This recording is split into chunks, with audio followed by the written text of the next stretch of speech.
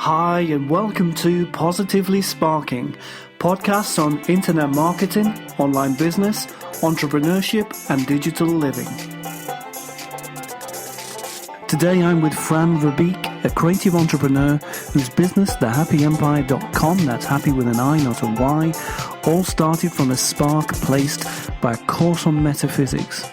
Today we'll learn all about how Fran has developed a range of products for conscious living from both sides of the world. So hi Fran, how are you? Hi, I'm really good, thank you. Thanks for having me on your podcast. Well, it's great to have you here. I always think it's interesting when we find a creative business like yours, which is beautifully presented and thriving online. Oh, thank you. So for those of us that don't know you, tell us about yourself, Fran. Who are you and what do you do? Okay, so my name's Fran and I run 2 online businesses. Both are inspired by my passions and support me in living a location-independent life. My first business, which is kind of like my bread and butter business, is my service business, which is a design studio where I offer website design and branding for businesses in the holistic wellness field. And the other business is an online store and product range called The Happy Empire. That's happy with an I instead of a Y. And that is, the product range is made up of playbooks, inspiration cards and artwork to inspire and support you in living consciously. Very good. And so there's a huge spiritual element there to everything you do in your business life. So tell us about that. Was that what motivated you to create those businesses, or was it? Yeah, definitely. Like, I love the idea of having loads of money as well. But my driving force really for both my businesses is to support me and others in living a conscious life. And that all comes from my life changed quite a lot when I went on this metaphysics retreat when I was 19. The moment I learned about how everything starts as energy, our health, our finances, relationships and happiness, was the day that everything changed for me. Because we're the only ones that can make ourselves happy or rich or healthy or make our businesses awesome. And it all starts as energy, and we can affect and change that energy by thoughts and beliefs that we hold. So if we take responsibility for ourselves by looking at our subconscious beliefs and being aware of what we're creating for ourselves, we have the chance to update our beliefs and create a blissful existence. But most people don't know that or live like that, or certainly they aren't dedicated to it. So it's an absolute mission to stay on track, which is why I decided to create 2 businesses that I can immerse myself in to remind me to stay focused and live consciously. Wow, I mean, that's a big message there. Yeah. A beautiful one, but a big message. It is, yeah. And is that what you would describe as a conscious life? Is someone who is aware of what we have in our subconscious and how that affects everything we do? Yeah, definitely, yeah. And it just, it goes into every area of your life. So being conscious in your health and taking responsibility for your health, being conscious, we call it wellness rather than, having to go, if you get sick, you go to the doctor. But there's nothing in our society that helps us be well. Well, there's lots of things popping up now, but, you don't really learn that at school, and there isn't things in the NHS to support that. So I'm really passionate about wellness of the mind and the body. But also, so our beliefs just create everything in our lives. And so that is the most important thing that anyone can do if they want to create anything in their life. Look at any subconscious beliefs that might be holding them back. Beautiful. So that is a big foundation to go and create a business from. So how did you make that decision that you wanted to build a business in that way? Really, it was because, I didn't really know what I wanted to do when I left school. I had fiddled around with making websites since I was 15 and making pretend magazine covers. My school, my education, I don't think supported me in creating a career. So I felt like it's something that I had to do for myself. And then I went on that metaphysics retreat when I was 19. So that was about the time when, on the metaphysics retreat, they basically told you can create anything you want. So I just thought, put the belief thing, the positive living thing together with a business and my other passion, which was graphic design or building websites. That was kind of the skill that I had found in myself naturally. Sure. Put them together. Well done. I still think that's a really massive thing to do. Lots of other people will have gone on perhaps a similar course and then come away hopefully more inspired and with all kinds of ideas about what they want to change. But there was something in you that made you take that into a business and make it a fundamental part of your life. So what do you think led you there? Do you mean like bringing the spiritual part in, or wanting to run a business that was spiritual or, energy based? Do you know what I think I actually mean? Because you're making me think about my question there. Is if we're going to be an accountant, it's really quite easy from an introduction point of view. So we can go to our first networking event and we could say, hi, I'm Phil, I'm a new accountant. I'd love to talk to you about doing your bookkeeping.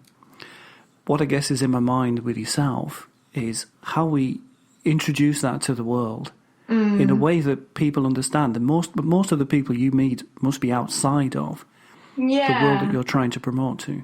I think when I was growing up, partly because of my school experience, not that it was particularly bad, it was just like I wasn't academic. I'm like a straight C girl rather than a straight A girl. And so I felt like, that path wasn't me, uni wasn't me. What the hell am I supposed to do? I know I'm quite bright and, I didn't want to be a dropout. It seemed like all that there was for me was to be an admin girl or, a shop girl. And I was a shop girl for years, actually. I worked in a shop part-time until I was 28 or something, whilst building my business up on the side. So there was a bit of me a big part of me that didn't want a boss, that wanted to go, I don't know a good way to say this without swearing, that wanted to go, what's the word? You didn't want to go down the same track as most of it. Shoo off what my school was presenting to me as my options. Sure. And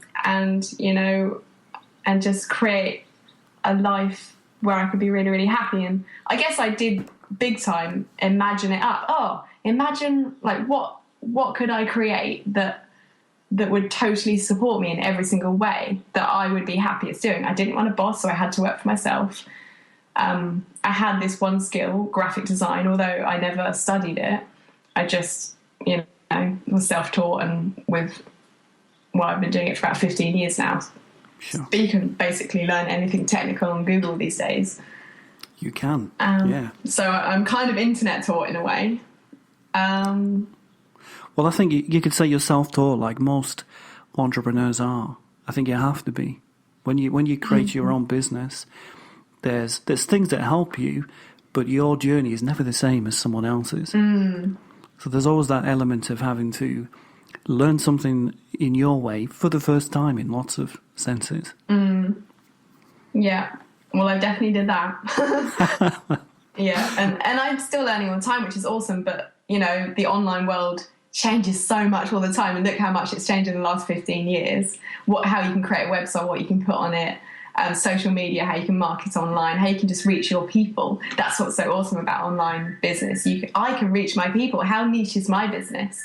I only do graphic design for people in the wellness industry, which is growing, but there certainly aren't where I live. There's a couple, but really my main client bases are in Australia and America.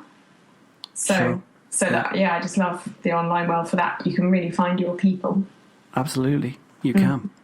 And you mentioned another word when you were talking about how you set your business up, and that was location independence. Yeah. So tell us why that's important to you. Freedom has always been a key word in my life. I've always wanted to be free. So I moved to Australia when I was 22. And I always remember being free felt so important to me. And that was me expressing myself in that way. Also, not getting a corporate job was me expressing myself in that way. I never wanted to work for the man. I always wanted to be free.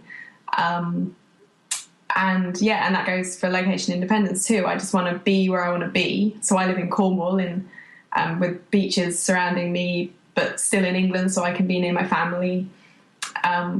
So I just love the fact that I can just choose where I want to be and work from home, and it's just the best thing ever. It's hard as well because, motivation sometimes is hard, but it's also fabulous. And I think we share that. I think, Yeah. I've been lucky enough to have a location-independent life for about 8 years now. Mm. And it's so much better in an everyday sense than when I was back in Leeds in an agency. And enjoying lots of that work, but tied to hours and tied to an office and all the things that brings. Yeah. So, Fran, tell us about the first product you launched.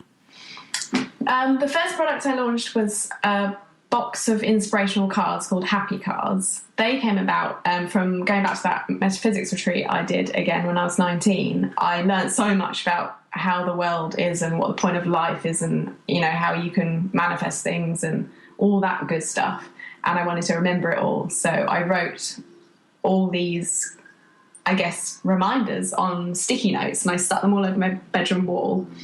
And when it was my brother's birthday, because I was just a poor 19-year-old, I couldn't buy him anything, so I made him something, and that was I put all my little reminders on little cards that I printed off the computer, cut them up, and bought this little jewellery box and put them in the jewellery box and gave it to him. And that was how Happy Cards started. And he loved them so much, and I made some more and sold them to my mum's friends, and they loved them too. And so my mum decided to invest in my first professional print run. I don't know if she's ever got that money back. So I didn't really launch Happy Cards because, I don't know. It was a present. It was a present, yeah. And when I got, the first print run of 1,000 boxes, I kind of, I didn't have my business head around me. I just had these things and I knew I wanted to sell them. So I went into like new age shops or book shops and sold 10 here and 10 there. And that's how it started. But I spent all the money. I didn't save any of the money. So when I sold out of that original 1,000, there were about 3 years where I didn't have any products and I didn't have the Happy Empire. So I knew I so wanted to get back to it, but I was really poor and in debt, and I was trying to scrape my way back to saving up to invest in another batch. Yeah. What a great learning experience. Oh, it was big time. And it's cool because since then, since I relaunched the Happy Empire as an official business in 2011, I never spend any of the money. It always gets put into the Happy Empire account, so I always have money to spend on a new product. So it's like I don't even consider it my money. I consider it the Happy Empire's money. So wonderful stuff. And so that is very much a business now. And I know when I saw you at the fair in Cornwall at Harlands a month or so ago, and you had this beautiful table full of all these different products. So much has changed since that first birthday present product. Definitely, yeah. Now when I think of a product, I always create a prototype, sell that for, a few months, see how it goes, and then I get it professionally mass-produced. And I have a distributor in Australia, I haven't mentioned that, but I lived in Australia for 10 years and I started my business there, and I got a distributor there who sells to all the shops around Australia. So that's just awesome because I hate the selling bit. Like it's like putting your soul on like, wearing your soul on your sleeve. So I'm so happy that I've got that, they can sell it. So yeah, it is very different now when I launch a product, and I've got my online marketing kind of sorted for that, but not really. Like, I think I need to hire you for that next time. I know the stuff, but I don't always do it. Like give myself space to do it. Yeah. Well, it's time. I think that is the biggest cost of any kind of marketing is time. Yeah. I was going to say the last thing I released was a joint venture with a friend, which was an online experience. It was called Mini Home Retreat. And that was the first time that I've ever done a proper launch where we had the doors open for, I think it was 4 weeks, which we've decided now is too long. And, we did all the social media posts and the newsletter posts and the giving away freebies and that kind of thing. And so that was my first actual launch. It was absolutely exhausting. but it worked. And